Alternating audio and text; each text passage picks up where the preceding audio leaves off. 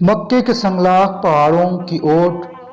افق مشرقی سے گٹا ٹوپ اندھیروں سے نمودار ہوتی، خورشید رخشاں کے نوخیز روح پہلی کرنیں باد صبا سے اٹکیلیاں کرتی، خرامہ خرامہ معطر معطر جلوہ گر ہوا چاہتی ہیں۔ یہ ماہ ربیع الاول کے موسم بہار کی وہ تبسم آمیز سپیدہ سحر ہے جو کیف و سرور کی لذتوں سے لبریز، وجد و مستی کے مشک بو جھونکوں کے ساتھ فضاؤں میں درود و سلام کے تحفے بکھیرتی، اہل ارض و سما کے لیے نوید عظیم لے کر محو سفر ہے۔ یہ اس سرمدی پیغام نوبہار کی زندہ و تابندہ صبح ہے کہ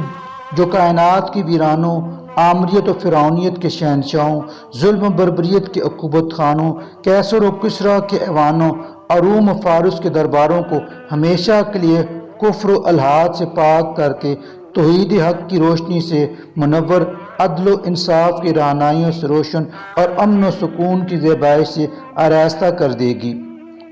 بت کدہ کفر خاک میں مل گئے، شیرازہ مجوسیت بکھر گیا، یہودیت و نصرانیت کا غرور و تکبر، جاہ و جلال خزاں رسیدہ سوکھے پتوں کی طرح جھڑ کر مٹی میں مل گئے۔ رب ذوالجلال نے زبور، توریت اور انجیل میں جس عظیم ہستی کے ظہور کی نوید سنائی تھی، آج اس کے پورا ہونے کا دن ہے۔ یہ صبح خوش جمال ازل سے ابد تک کی وسعتوں پر محیط ان تاریخ ساز لمحات کی امین ہے جو مظلوم نسل انسانیت کو شرف آدمیت سے سرفراز کرنے والی ہیں۔ صبح طلوع، صبح صادق کے ساتھ ہی مکے کی معطر فضائیں، دشت و صحرا، نخلستان و بیابان، کھیت و کھلیان، چرند و پرند، زمین و آسمان پکار اٹھے، مرحبا سیدی مکی و مدنی، بی بی آمنہ کے لال، مرحوم عبداللہ کے جگر گوشے، عبدالمطلب کے لخت جگر، بنو ہاشم کے نور نظر، محسن انسانیت، خاتم المرسلین، امام الانبیاء،